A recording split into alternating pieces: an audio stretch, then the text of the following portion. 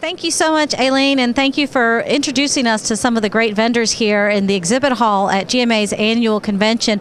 We are live in the hall at GMA's annual convention, and with me now is John Reed, the mayor of Eatonton, who tomorrow afternoon is going to be sworn in as GMA's president.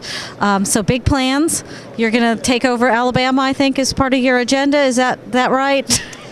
Yes, I think that's what we'll do. We'll take Alabama on and make it annex into Georgia. We're going to annex Alabama. We need more real estate. Yes. And solve a few issues for us. Yeah, there you go. Seriously, we're thrilled as staff, I know, to have you come on board as president. We're looking forward to your leadership next year. What are some of the things that you're hoping to do with this year? Well, I think coming on as the new president, I've seen some things over the last couple of years, and I think we're really headed in the right direction. But one of the things we need to do, I think, is to strengthen our role with membership, make sure that our membership know exactly what we're there for. Let them know that they're members of this organization and it provides a lot of services. And so we want to do that. We want to be stronger in cities, let them have more knowledge of what we do, as well as branding ourselves for different organizations out there, such as the General Assembly. Right. And you've been mayor of Eatonton now for 16? I am in my 9th year, which is the beginning of my 3rd term. What made you originally want to run for office? What was the... I'm not sure why I wanted to run for office 20 years ago. May have been peer pressure. Yeah, they used to do after-school specials about the dangers of peer pressure. Look what it'll do to you. It can be damaging at times. But that had a lot to do with my first run, because I said no to a lot of people at that time. I said, no, I don't think I'm going to run for office. I'm content living a private life.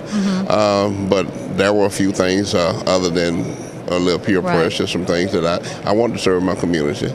You wanted to make it a better place? Yes, I was raising kids at the time, and I just wanted it to be a great community for them. And now my agenda is even stronger. When I ran for mayor, I had grandkids. As much as you love your kids, those grandbabies are special. Oh, they make you do some things that you never thought you would do. And so, what are some of the things that you've done in Eatonton that you're most proud of, or that have happened while you've been there? Because I know it's a team effort. You know, no one person gets things done in a city government, so it does take a team effort. What are some of the things that have happened in Eatonton during your tenure that you're most proud of?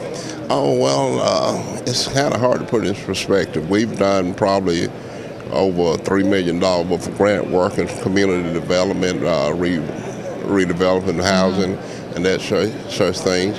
We allocated $750,000 as splash funds to put in what we call the Plaza Arts Center, and it's one of the best facilities around for its entertainment for our community. That's great. And we call it our crown jewel.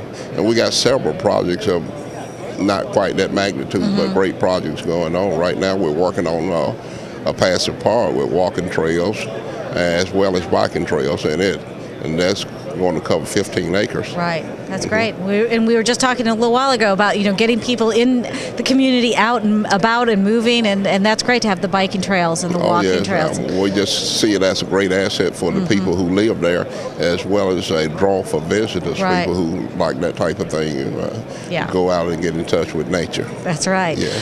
Now, what made you get involved with Georgia Municipal Association? I mean, because, as you know, there's thousands of city officials around the state. And any one of them could rise up to be, the president of the association. But first you got to get involved. So what was it that made you decide you wanted to be a part of this? Well, it started off with the training itself, and I've been in meetings, people tell me, well, I don't know how to do this. I said, that's why you're paying dues to organizations like the Georgia Municipal Association.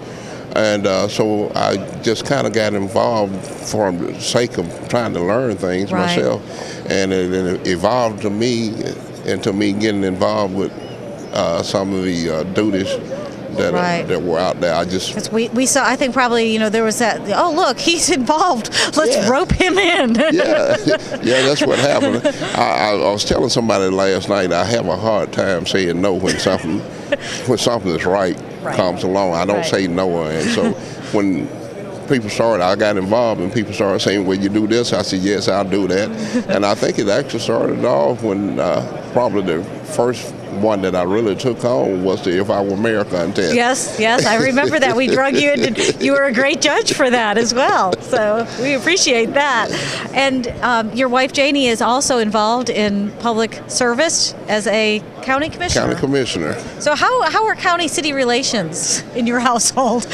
Well, I tell people all the time that we were actually redefined pillow talk.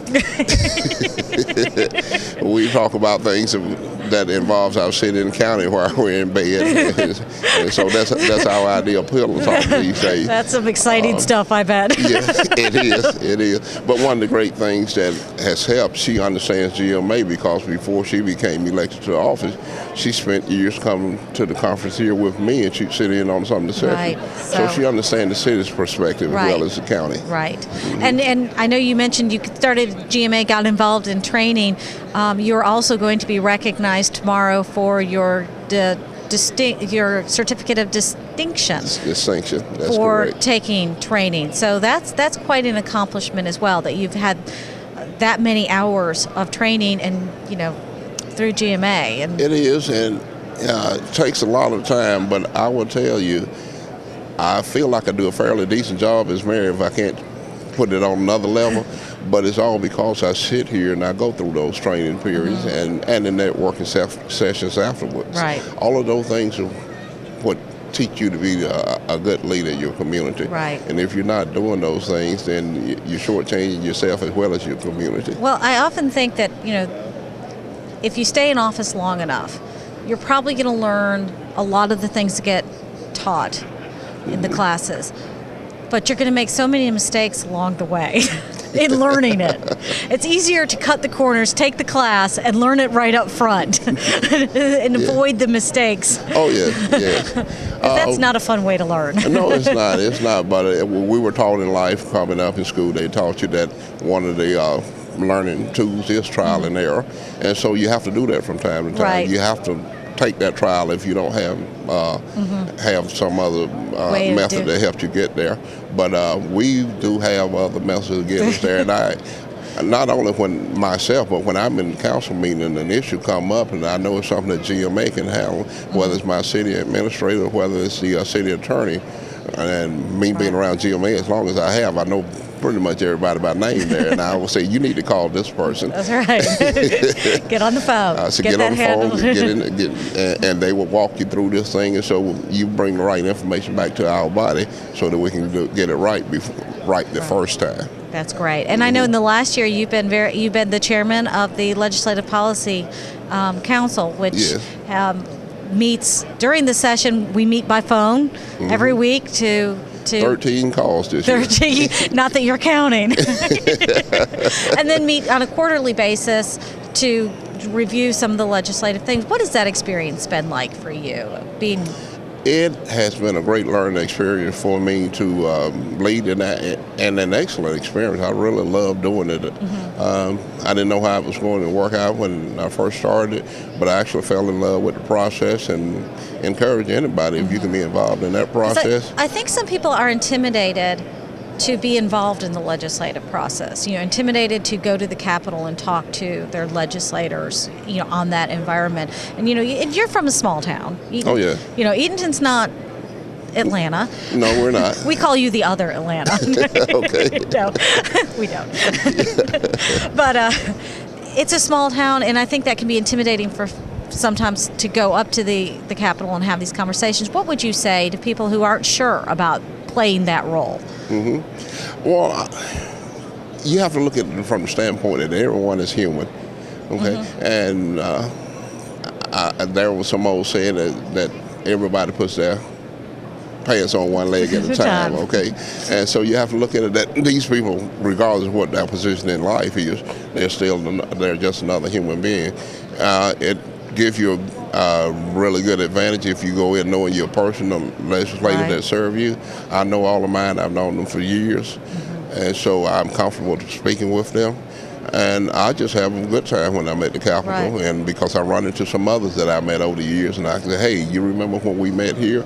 And I'd like for you to take a look at this. Yeah. And So there's no it starts problem. with getting the familiarity, is getting to know them at home. Right. And then when you go to the Capitol, it's not so. Right. And of course, everybody can always park at our office too. So, you know, you don't have to worry about getting around Atlanta. Absolutely.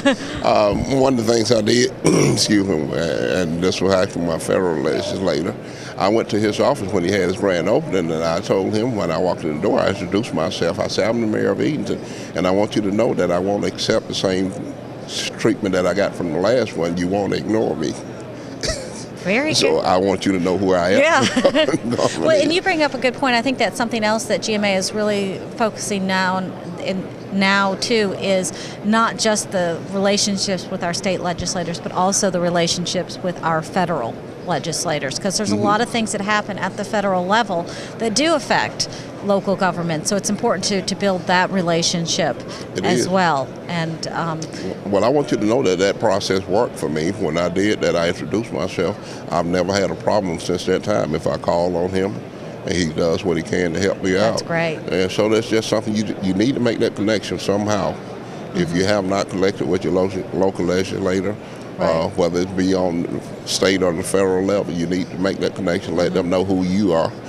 One of the big things that we talked about in the LPC this year was branding the LPC, and we want the legislator to know that when we walk into the Capitol, that we're with the LPC, and we want them to understand who the LPC is. Right. And so that's one of the things that we're going to be working on over the next year, making sure that people know who the GMA and the LPC is. Right. I went to a restaurant here the other night and started to explain to the young lady that there's a conference in town, and it was GMA, and she wanted to know what it was about. And we explained GMA to her. And so she went off from us, and when she came back, she said, I looked in the register, excuse me, into our system, and I'm glad you told me what GMA is, because I thought when I saw those GMA reservations in there, I thought everybody from Good Morning America was in town. Yeah, we get that a lot. Yeah, Lamar had told me about some experiences that you all had with GMA at the office. Where we are Good Morning America, the Atlanta version. Right. So even if you Google GMA, that's who you're going to get. That's and right. so we want to be on even par with them. We That's want right. people to We want people to think, when they hear GMA, we want them to think Good Morning. We want them to think Georgia Municipal Association. The other one. So tomorrow afternoon at the swearing in, any special guests going to be in the audience there for you or your family? And well, I've got family members. One of my daughters is already in town. The other one is on her way here. My grandkids, like I say, are always the special ones. My Chamber of Commerce is going to be here, along with my Main Street bankers, my police chief. That's great. Is anybody going to be left in Edenton? Somebody to turn on and off the lights? I messed up and I forgot. I was really intending to bring the key to the city so I can get back in, because I think the gate will be locked if I don't, unless I... It's like, we got to lock up, everybody's leaving town. Yeah. Well, great. Well, we are looking forward to an exciting year of you being president and your leadership, and getting to know, as you said, more of the cities and the city officials, and bringing them into the GMA family fold. You know, it is a cult. Yes. And we love all our members. So we appreciate it. We look forward to working with you over the next year. Thank you. I am so looking forward to it myself. Right. Well, thank you so much, Mayor Reed. You're quite welcome. And that's it for Live in the Hall at the Georgia Municipal Association Annual Convention. We hope everyone gets out and visits some of the exhibitors while the exhibit hall is open for the next hour or so, and then goes to the policy committee meetings, the concurrent sessions, goes to the swearing in. Say hello to all the training folks. You'll see the ribbons on them and congratulate them on their achievement.